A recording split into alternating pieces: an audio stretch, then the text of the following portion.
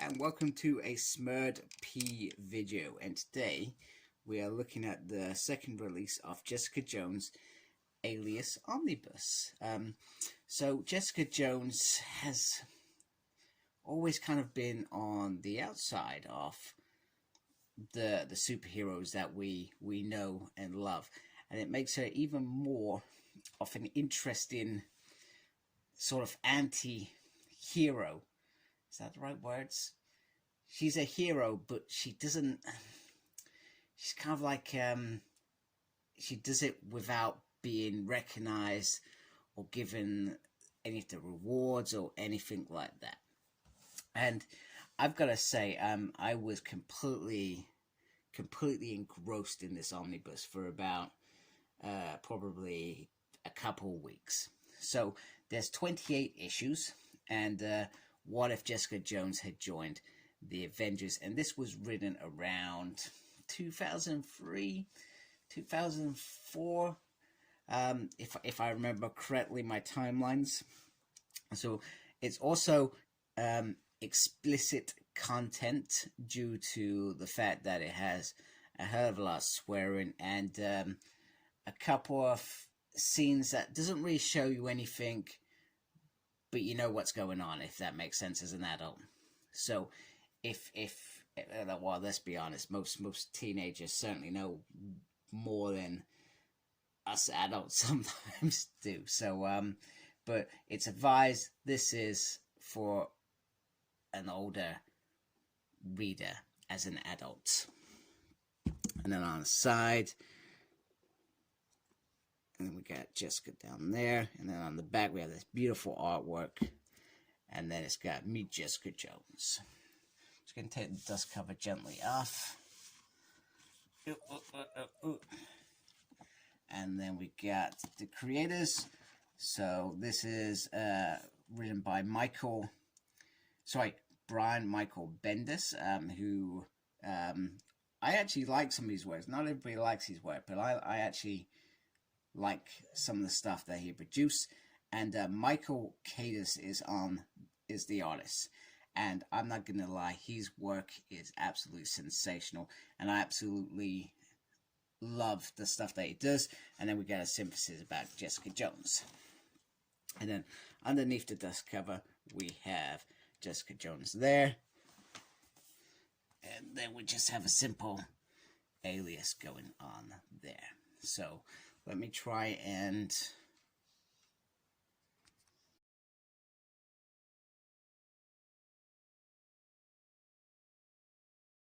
readjust my camera so that I can, maybe I need to readjust that a little bit more. Otherwise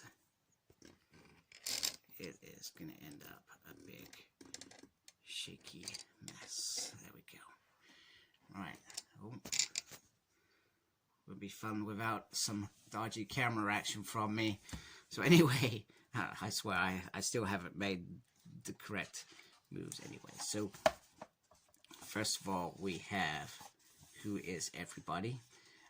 Matt Hollingsworth is on the colors as well, and cover art is David Mack, and Steve McNiven is on the What If. So pretty much they were on this book for the whole journey.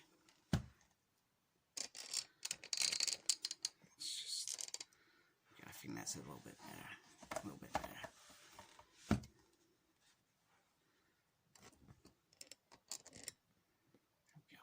There we go. So there is an introduction, and you have the covers in this, like, I'm not sure if this is how the covers were released, but I love the fact that it's a file. And then as you can see, there is this beautiful art. So pretty much it is sort of like a detective agency with some messed up stuff. So we have Jessica Jones in some dicey situations that we probably all would think, what the hell would I do? And she ends up doing the right thing. So the first couple of arcs are around a bit of political playmaking around the presidency and Captain America. Some woman gets murdered. Jessica gets the blame for it at some point, and it's just a whirlwind. And we never find out who actually. Sorry, spoiler. We never actually find out who murders the person, etc. So, but all in all, it is interesting. Sorry, I will try and be careful about where I am turning my page, because I'm conscious that that there are things that probably shouldn't be shown on this camera right now. The second arc is around finding Rick, and once again, it's a very interesting case. Finding Rick Jones, whose wife says that he's lost, and it turns out that that person's not who he is. There's some other investigations going on in the background, which are fantastic. I love the one with J. Jonah Jameson as well, and there's one with his sort of adoptive daughter Mattie later on, who is in Spider-Man, stuff that I didn't know, and I thought, do you know what I mean? It's some dark stuff, and there's some other stuff with a daughter missing in another town, and her getting drunk, etc. And there's some stuff in her past that we don't know when this story happens. That gets kind of alluded to at some point, and by the end of the book, you understand it, and she manages to resolve it. It's dark time. If you watch Jessica Jones, the series, you may have some inkling to what that is, and it's around a character called Purple Man. I'm not gonna lie, I feel like this told it better.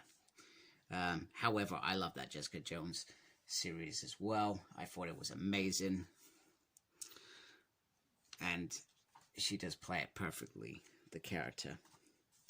So it's a wonderful story. And the other thing is, this has never been put on Marvel Unlimited. I did ask them about it a couple of years ago, because I really wanted to read it, because I was watching Jessica Jones. I thought, you know what, I want to actually read what the comics done. And it was they said we won't put adult content on it. However, the second run's on there, and I thought that was adult content. Maybe it's because it was Max who did it. This is sort of like the origin story as well. A bit of that. I'm trying to be careful what I'm showing here as well.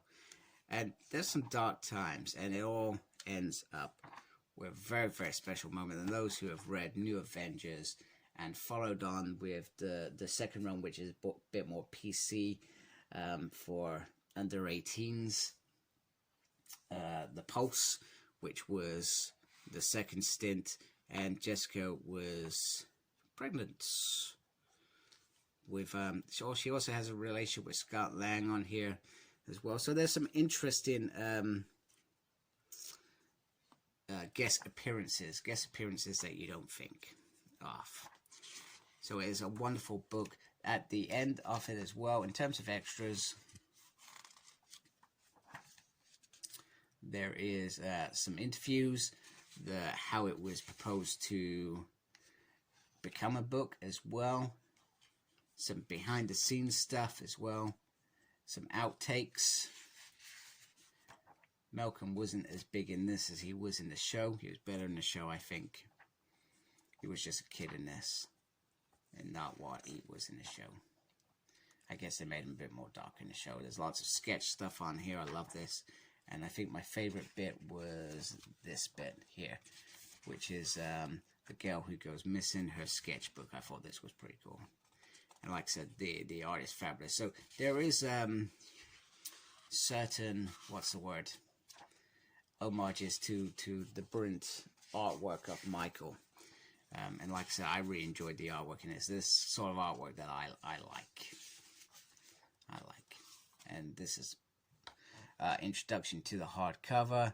That's it. I won't say what the word it says up there. It ends, and it's a brilliant book. And all I would say is, if you have the opportunity to buy it, I would buy it, because it is a brilliant read.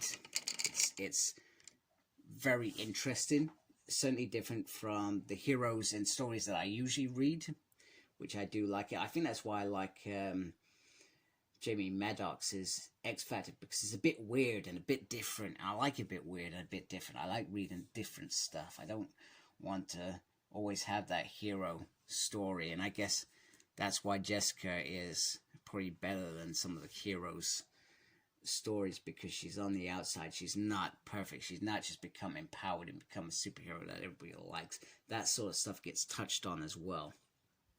You know, when she flies, she can't land properly, you know, and she makes a hell of a lot of mistakes.